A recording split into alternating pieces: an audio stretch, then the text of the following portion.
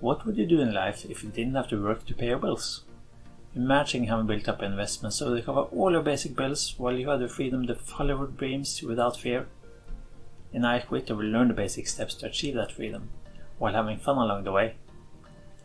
The game comes in 2 editions, a large one with a board for easier setup and a traveler-friendly one without the board.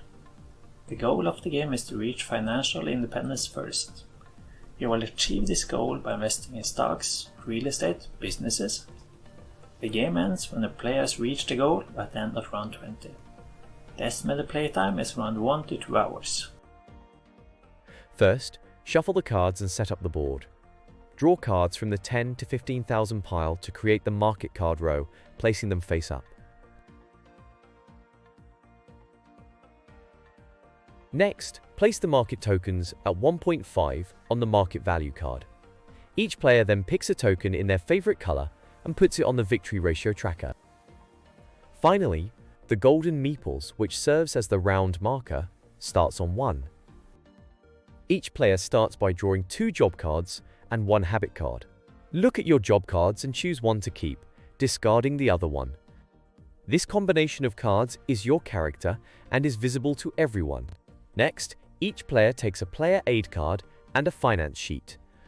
Once everyone has their cards, put any extra cards back in the box and set it aside. On the back of the player aid card, you'll find a guide on how to copy the information from your cards to your finance sheet. The numbers in brackets show your total debt, while the numbers to the right are the interest you pay each round. Summarize all your expenses in the left box and write the total under total expenses to the right. To calculate your cash flow, add your salary and any investment income, which starts at 0, then subtract your total expenses. Copy the fire goal. This is your target to win the game. Finally, roll the 20-sided die to determine the starting player. The player with the highest roll gets the captain card and leads the round. Each round has 2 phases, global and player. First, the captain draws a global event card. This card shows that both the real estate and stock markets rise by 1, so we move the tokens up 1 space. Next, we roll to check for a potential market crash. The bottom of the card shows the current risk, and a roll of 5 or lower will cause a crash. We rolled an 18 for the real estate market and a 6 for the stock market. So, the markets stay. For a crash, we would roll the 6-sided die to decide how many spaces to move the token to the left. All players now add their cash flow to their cash journals. The captain can now choose to discard the market card with a 0 credit card debt. Above the cards, you'll see a number and an emoji. The rightmost option can only be selected if you've paid off your credit card debt. The second option is available if you've paid off your car loan. The third option is for when you have $20,000 or less left on your personal mortgage.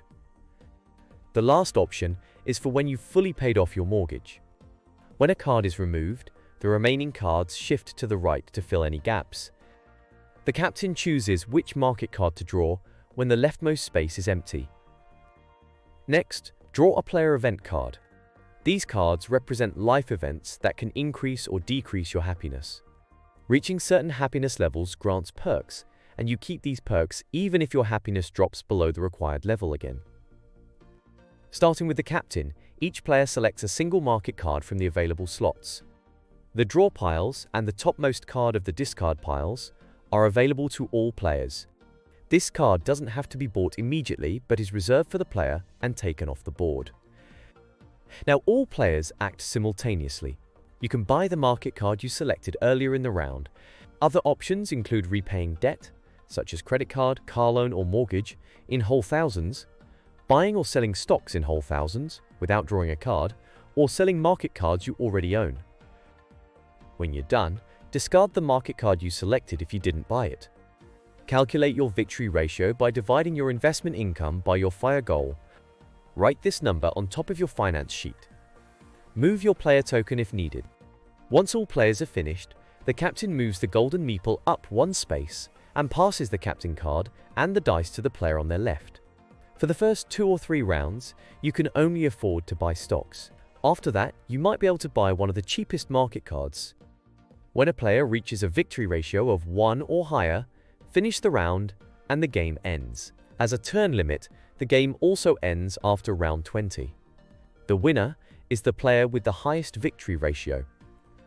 If you find this confusing, an important part of the game is learning. So just start playing and you will quickly get the hang of it. What do you think about the game? I would love to hear feedback, so please leave a comment below. I want to give a special thanks to everyone who assisted in testing and providing feedback while creating the game. Thank you so much.